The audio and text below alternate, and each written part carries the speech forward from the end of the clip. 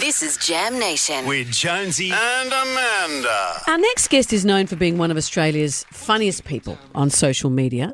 His viral videos and unique sense of humour has brought much comic relief to many of us when we're in lockdown and going through hard times.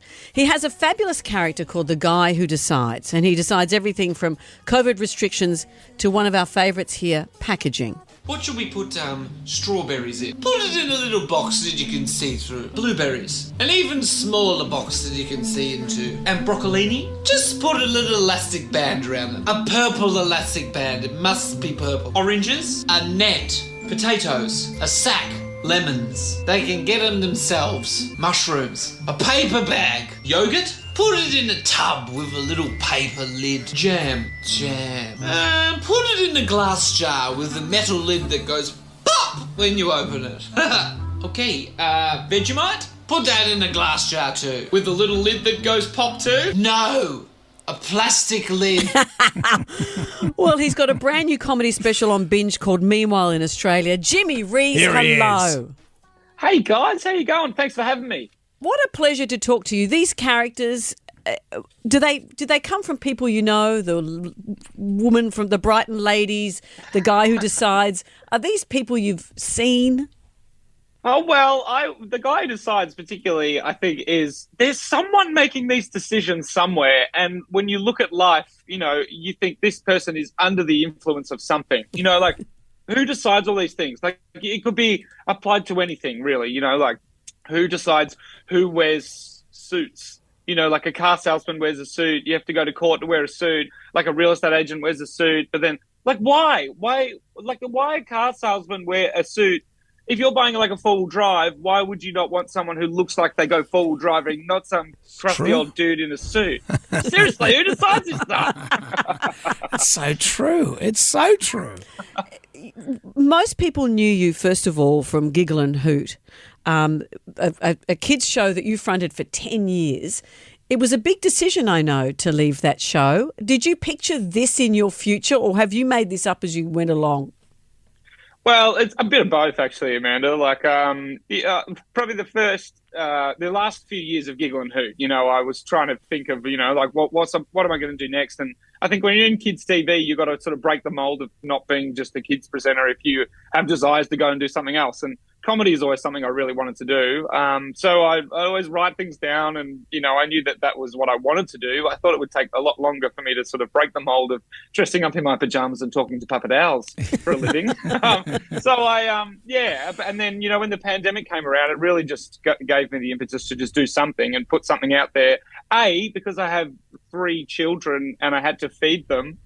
Sure. Do something. That old thing. And everything went to nothing, you know. So like and Giggle and Hoot came to an end, and it was just a timing thing. And I just threw out a few things which I thought were funny, and I just sort of, like you said, I just created these random characters, and people seem to enjoy them. So I just kept going, and now it's now I've got a book and a special, and it's all gone a bit Amazing. crazy. And it is a pivot. I remember the guy from Blue's Clues, and he decided he was going to leave Blue's Clues, and he was going to go to university.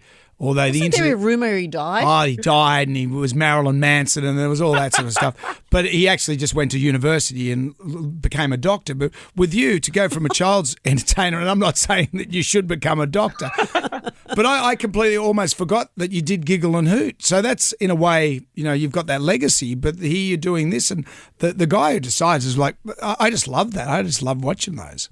Yeah, it's very silly. Yeah, I think back to the Blue's Clues guy who think, you know, we all thought he died. I think it's a rite of passage for anyone who's finished children's entertainment to have, you know, I think people just think, I must have had an overdose or something.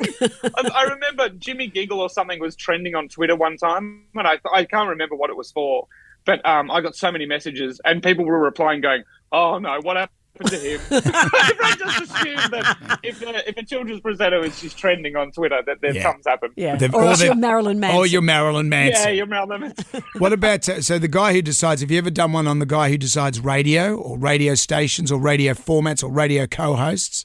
No, but we could probably just do one right now. It's probably Please, quite... but keep it pleasant. I would just love to. And flattering. No, go as crazy as you want on it. Well, was something that's always okay. Let's just get the guy decides in here. So the guy decides is making the decisions basically, and he has to be under the influence. And the first thing that the guy decides will probably think of is just like, oh, good morning. Oh, hello, sir. Radio stations. Fill the studio with cameras. No, it's radio. I don't think we should fill the studio with cameras. It's radio. People can't see. Shut up, Jason. Fill the camera. Put cameras in every studio. Oh, okay. So it's trying to be like TV. Yeah, make it like TV. Well, why are we doing that, sir? Wait, are we going to give them hair and makeup? No. They got up at 3:00 in the morning. They look horrendous and tired and over it, Jason. Well, why are we filming them? Shut up, Jason. It's the way we're going to do it. Okay. What else? We could go on. No, that is perfect. And put some Roxette on, Jason. Play more Roxette. Yes. How about we think about try and think of new ways to sell the same 100 songs you've been playing for the last 3 decades, Jason. Who's going to be number one? Gee, will it be AC/DC? I know it too well. Oh, you've nailed it. Well, Jimmy, it's just great to see that you've pivoted. It's good to see that you're not dead or Marilyn Manson. Or are you? Meanwhile, in Australia now, streaming on Binge. Yeah, how brilliant. Congratulations. Check it out. Thank you for joining us, Jimmy. So nice to see you.